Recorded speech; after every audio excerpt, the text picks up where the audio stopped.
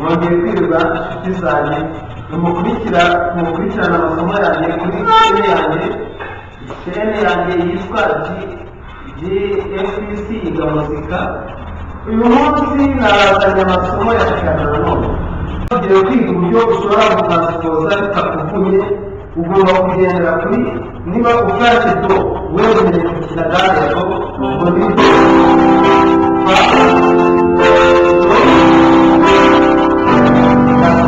binero twabonye